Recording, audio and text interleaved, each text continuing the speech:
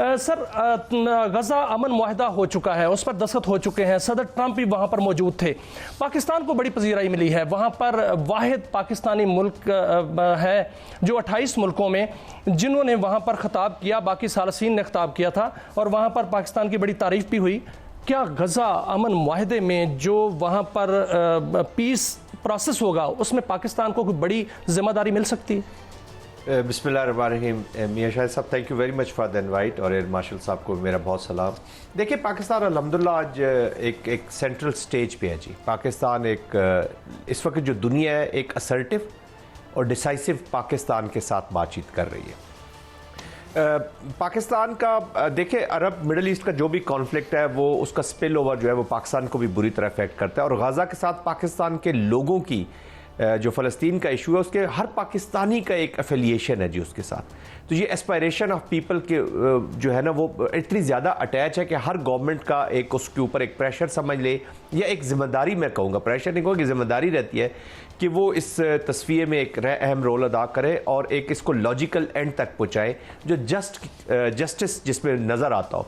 और to state solution का हमारा स्टांस स्पेशली वही होगा जो फ़लस्तीन की आवाम चाहेगी और पाकिस्तान का भी है। अभी आपने बात की कि एक रोल नज़र आता है कि नहीं। देखिए, पाकिस्तान का मियां साहब रोल तो है, इसलिए तो पाकिस्तान, आपने अभी जैसे जिक्र भी किया कि वो प्राइम मिनिस्टर को प्रेसिडेंट ट्रंप ने पोडियम दिया और उन्होंने बातचीत भी की, फिर वो पाकिस्तान की मिलिट्री चीफ की भी बात कर रहे हैं, फील्ड मार्शल की भी, और बार बार powerful countries and meaningful countries करार दे रहे हैं। मेन लीड रोल में तो खैर हम देखते हैं कि इजिप्ट है, कतर है, टर्किया है, वो मेन रोल में रहेंगे, लेकिन पाकिस्तान की भी जो भी कैपेसिटीज़ है, जो रोल उनको दिया जाएगा, ख़ास तौर पे जो पीस की जो कमेटी बना रहे हैं, कमेटी ऑफ द पीस, उस पर मुझे लगता है कि वो पाकिस्तान की भी प्रेजेंस वहाँ पर वो रखना चाहेंगे। But what ever, I think Pakistan has played very well.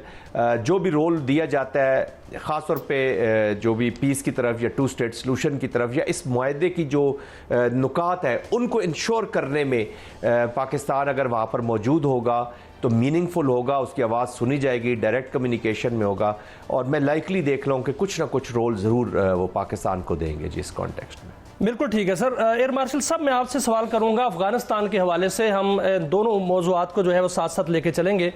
Afghanistan में जो क़याम अमन है सर, उसमें जो तालिबान की अबूरी हुकूमत है वो तो नाकाम हो चुकी है, और वहाँ से दहशत गर्दी जो पाकिस्तान की जानिब होती है उससे भी वो नाकाम हो चुकी है। दोहा मुआहदा जिसमें बाकायदा तौर पर ये लिखा गया था कि वहाँ पर एक वसीउल बुनियाद हुकूमत बनेगी, वो अब तक नहीं बन सकी। क्या आप समझते हैं कि ये इतने अरसे में जो तालिबान वहाँ पर नाकाम हो गए, यह वहाँ की आवाम का भी आवाज़ है और वहाँ पूरी दुनिया की आवाज़ है कि वहाँ पर तालिबान अफगानिस्तान में अमन कायम होना चाहिए, तो क्या वहाँ पर अब दोहा मुआहदा पर अमल दरामद होना चाहिए? इस हवाले से दबाव डालना चाहिए आलमी सतह पर हमें? बहुत शुक्रिया। और बिल्कुल आप देखिए, जो हवा चल रही है मैं उसके हिसाब से बात करूंगा। हमने ऑलरेडी कल प्रेसिडेंट ट्रंप को फिर से नोबेल प्राइज के लिए नॉमिनेट कर दिया है, तो मेरे नज़दीक अब उनकी जिम्मेदारी बनती है कि वो इस तरफ भी आए ताकि नवी जंग रुकवाएं और नोबेल के 2026 में हकदार बने। देखिए, जब तक मेरा मत ऑन लाइटर साइड में कह रहा हूँ, लेकिन जब तक ये बड़ी पावर जिसपे स्पेशली आज अमेरिका डोमिनेंट है, और क्योंकि मैं ज़ाती तौर पे समझता हूँ कि ये मौजूदा तालिबान के साथ अमेरिका के ताल्लुकात बड़े गहरे हैं, वो बड़े पीसफुली छोड़ के गए। एज आई अंडरस्टैंड, बगराम और एक और बेस भी महफूज है जिसकी ये तालिबान हिफाजत कर रहे हैं। उनका रुपया हमसे ऊपर है, तो उनको हर महीने तकरीबन कोई $1 बिलियन जो है कैश दिए जा रहे हैं। किस रिसोर्सेज से आई एम श्योर जनजात भी जानते हैं।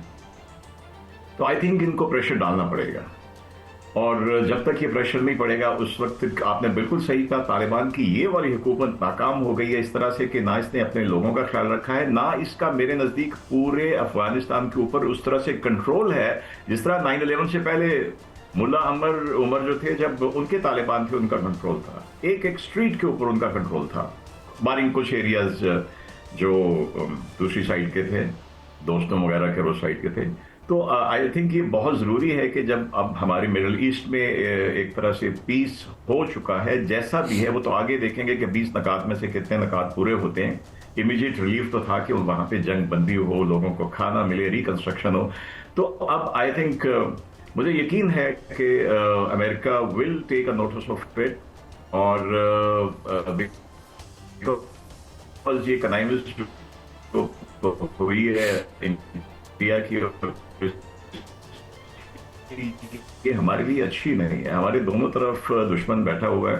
हालांकि हमने जाके हमारी फोर्सेस इसमें इनको समझने की जरूरत है, और वहां के अवाम को, ये कल से मैं देख रहा था कुछ उन्होंने कि जी पूरे अफगानिस्तान में लोग शायद वो कोई सेलिब्रेशन है, पाकिस्तान पे सबने हमला करना चाहते हैं, क्या करना चाहते हैं, वो सेलिब्रेट विक्ट्री कर रहे हैं। तो जिसने मुझे वो क्लिप भेजा, मैंने कहा भाई वो उधर देखें, इंडिया वाले भी सेलिब्रेट करने को 15 जहाज करने का इतने दिनों के बाद, तो लेट देम डू इट।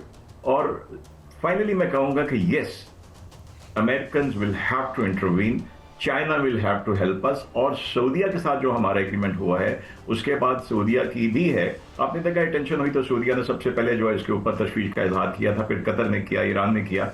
तो आई एम श्योर अब ये रीजन, बिकॉज इस पीस में हमारा हिस्सा है, जैसे जाहिद ने कहा पाकिस्तान ने बड़ा एक रोल प्ले किया है, और कुछ ना कुछ रोल होगा, तो आई थिंक इसका भी इम्पैक्ट होगा तालिबान को समझाने में। बिल्कुल ठीक है जन साहब, अभी एयर मार्शल साहब ने फरमाया है कि तालिबान बिल्कुल नाकाम हो चुके हैं। अभी चंद दिन पहले जो वहाँ से हमला हुआ पाकिस्तान के ऊपर, उसमें तो साबित हो चुका है कि जो साजिश बनी थी वो भारत के अंदर ही बनी और भारत उसके पीछे है।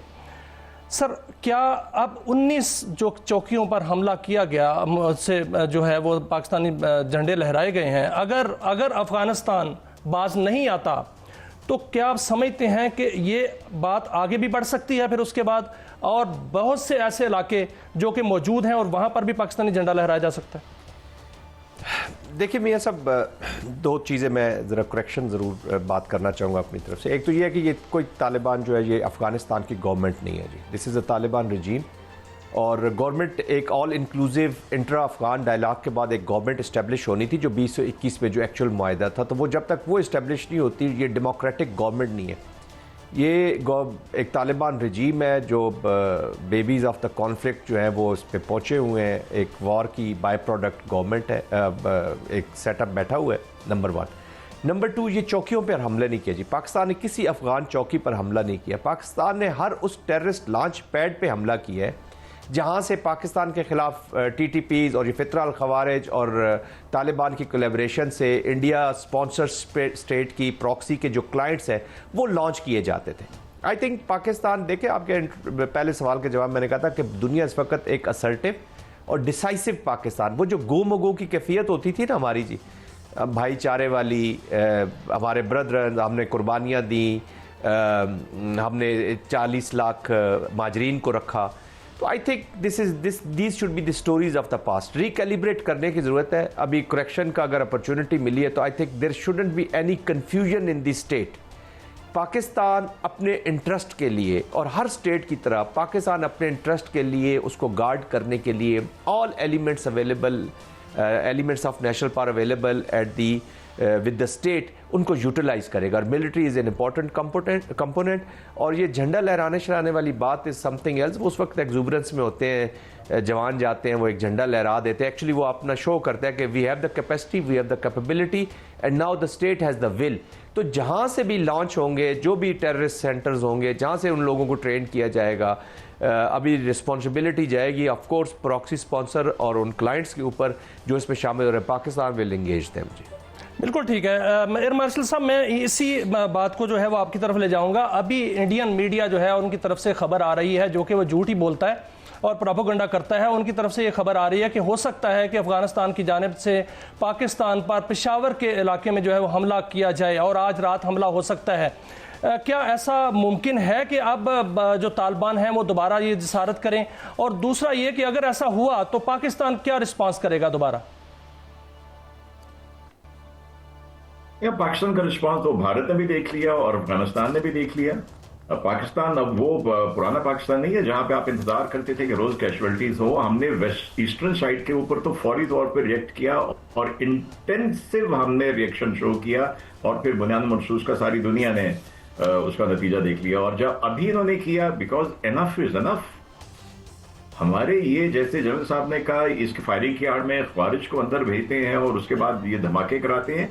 जहां तक पेशावर हमला करने की बात है तो इनके जो स्पॉन्सर है वो तो रोज ही कर रहे हैं। बीआई खान के जो पुलिस ट्रेनिंग सेंटर के ऊपर किया, कभी वो ट्राइबल एरियाज में करते हैं।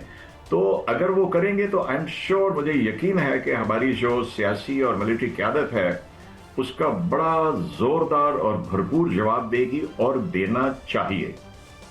बिल्कुल ठीक है सर। ऐसा अगर होता है जन साहब, अगर ऐसा होता है, अल्लाह ना करे ऐसा हो, और उनको होश के नाखन लेने चाहिए, अगर अफगानिस्तान पाकिस्तान पर हमले की जसारत करता है, इसमें कोई शक नहीं कि भारत उसके पीछे है और भारत जो है वहां से साजिश कर रहा है और दो इस्लामी मुल्कों को लड़ाने की कोशिश कर रहा है। अगर ऐसा होता है तो सऊदी अरब के साथ हमारे दिफाई मुआहदा है, क्या सऊदी अरब पहले की तरह जो तहम्मुल में रहने की तलकीन करेगा या हमारे साथ मिलकर जो है हमलावर होगा?